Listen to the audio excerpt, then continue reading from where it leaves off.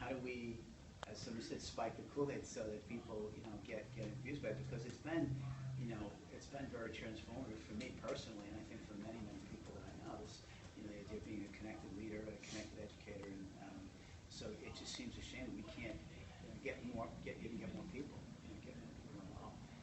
One of the things that Dan and I talked about recently, I read an article once about the sport of golf, right? Since 2000, I think between a period of 2003 to 2009, they studied the fact that in this country over $30 billion had been spent on golf equipment in the United States. $30 billion, and the goal of golf has not changed in that period of time. It's always to get that ball. In fact, it's probably the most targeted sport that there is. There's no sport more simple than hit the ball until you get it in that hole. The average score for a round of golf has not changed one stroke since 1940. It's 100.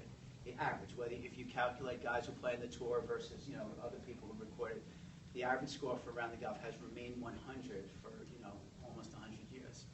So it's not the technology, it's not the tools. It's it's the player. It's how you're using the tools. But so one of the things that Dan and I talked about at this session was how to what are the essential questions that we have as leaders, and then only insofar as how technology helps us to sort of achieve those, and how that intersects with with your goals as a leader. One of the questions I throw out to you, like, how do you continue to learn? How do you learn? And what does learning mean to you? I'm not going to jump on that question. I'm going to jump on something else you said. You got me thinking about, leading at all levels. So all of us in here, regardless of our position or our title in our districts, we're leaders. And so getting that message out and building those relationships. I think one of the pieces that people who are not connected, what they need to see is that these are real. The relationships that we have built online are real. And so one of the things that helped me was taking a few people with me. I kind of strong-armed a few folks. I nudge just as well as Lisa Mead does. A few folks to EDCamp. And when they saw just how the relationship had grown online, I was meeting people face-to-face for the first time. I had never met George Kuros before we ended up at EDCamp together. But they see that the relationships that we've built are real.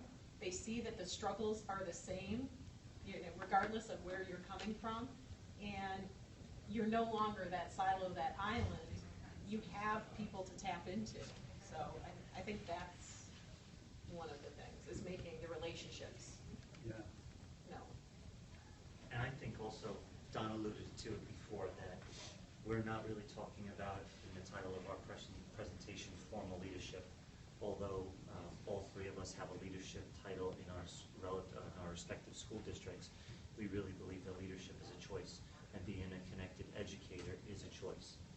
And it's really just hard, I think, at this point, and that's why we try to use essential questions, because we think it's a good curricular tool to kind of drive the conversation to get people swimming in this deep end of the pool, if you will.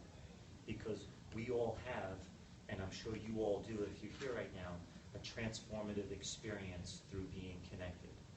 And I don't think any of us would be spending our time on a weekend talking about education unless there was something really exciting and really valuable about it. And it's just trying to infect more people. Don talked about the numbers. I had a conversation a while ago with Tom Whitby, who has 100,000 followers or something like that on Twitter. We were just trying to figure it out, back of the envelope calculations.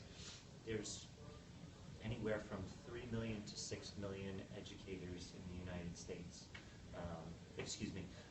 In the United States. And then when you look at the amount of people that are on Twitter, the number one person with followership is maybe Steven Anderson, Web 2.0 Classroom. He's got like 110,000 followers. Really? So if you do those numbers, though, it's 2%. And that's just counting the United States. That's not counting educators abroad that follow. We know there's a large faction of connected educators abroad. But just think about that. There is a very small bubble of people who are experiencing these transformative learning environments asynchronously, synchronously, and we're using it to inform our practice, but how do we affect more people? And in some of the other sessions that we sat in this morning, we saw some frustration based on the reluctance in their own district. A lot of people are superstars outside of their district because they're speaking, communicating with like-minded people. And then when you go back to your district, it could be, oh, that's just your thing. And they don't realize the power if you can leverage the technology. Like I try to tell the teachers in our building, you know, don't just go generally on Twitter. You explain to them what it's about. You're not just going to follow celebrities and athletes. You're going to follow other educators who are in the field. And once you find the hashtag that is relevant or germane to your area, whether that be teaching 6th grade science, or whether that be teaching algebra, or whether it be an elementary school teacher, a literacy coach, as we all know, there are tens of thousands of hashtags out there, and there are probably tens of thousands, if not thousands, of ed chats going on a daily basis where you can glean so much information that you can use in your classroom immediately. So how do you learn?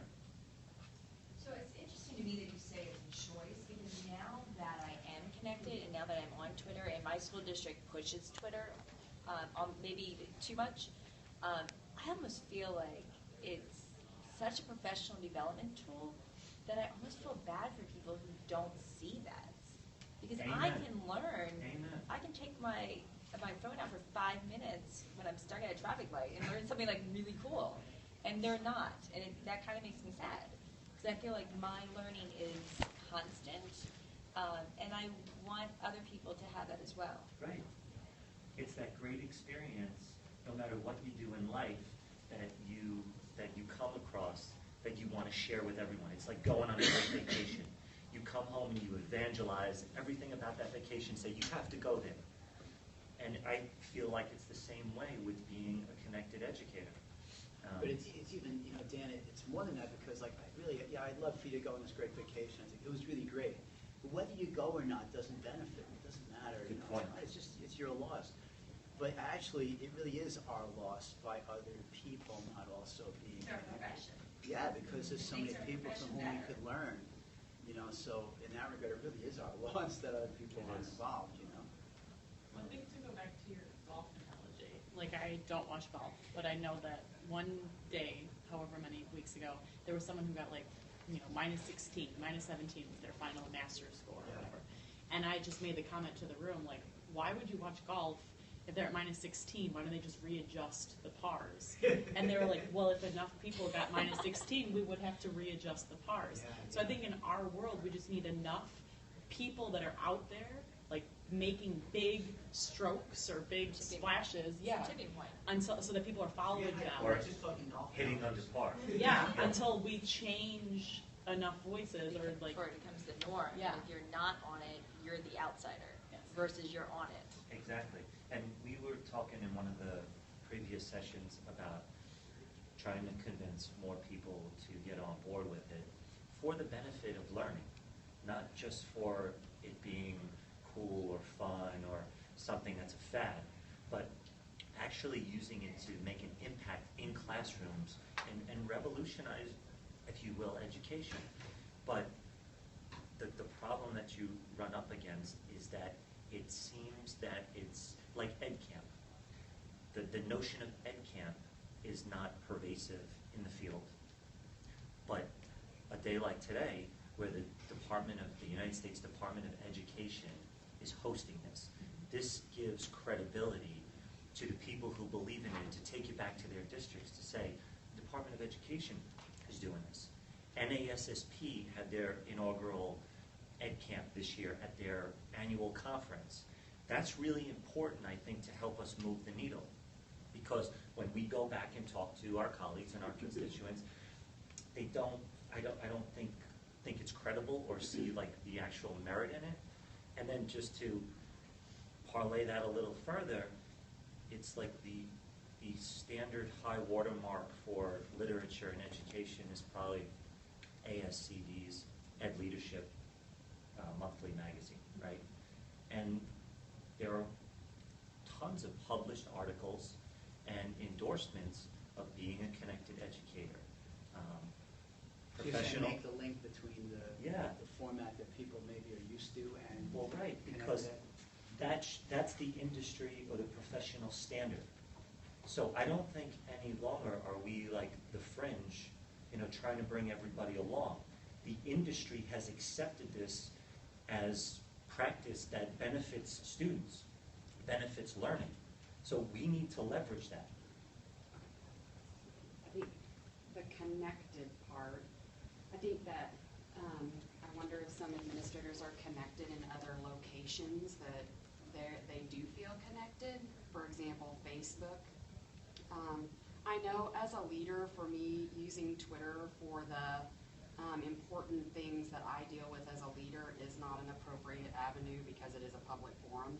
So as a leader, I can model stuff and I can do stuff on Twitter, but there are times as a leader that I need his help and I can't ask him on Twitter, how are you handling this? So I think some leaders are on other platforms and if you kind of sneak into that platform for them, so our principals organization has a Facebook group. So just the leaders, just principals are in that group, and then we share the articles that we find on Twitter, and we share the articles that we find on other things, but then we can also share, things that we need help with as well. So I just wonder, are other leaders or educators connected somewhere else that you could stick some educational stuff in, sneak it in there every now and then, like on Facebook? If I like something educational, it's going to show up for everybody in my network to see. Yeah. I've actually just recently had my whole, my educational connected world has just totally gone into my Facebook world lately, and that's been great, because I'm picking up blog posts I would never have done if I hadn't started to friend lots of great people on Facebook too. I just pulled the trigger on it. I just said, I'm going to start my board president's on my Facebook page now. All these people, and it was a good breakthrough for me because I'm learning a lot more. I'm picking up a lot of things I wouldn't have seen if I wasn't doing that kind of year.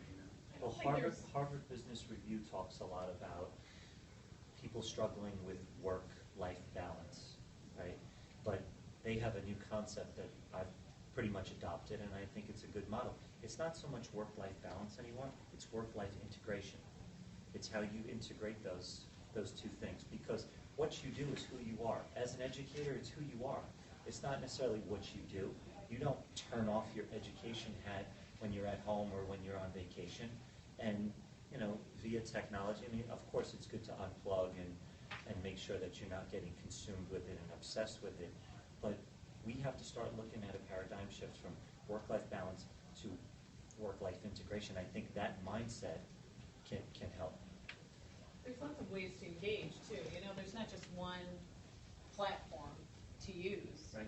And so I think, and I agree with what Don said. I see a lot more of kind of that cross-pollination, between those and integrating.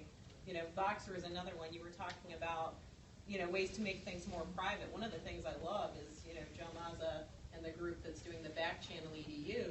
Yeah. For leaders particularly, talking about scenarios and kind of brainstorming. You guys familiar with back channel EDU? Anyone listen to that? I think Really those cool things are very podcast. powerful, so you can have some of those deeper conversations and learn from one another. We need a video for Twitter.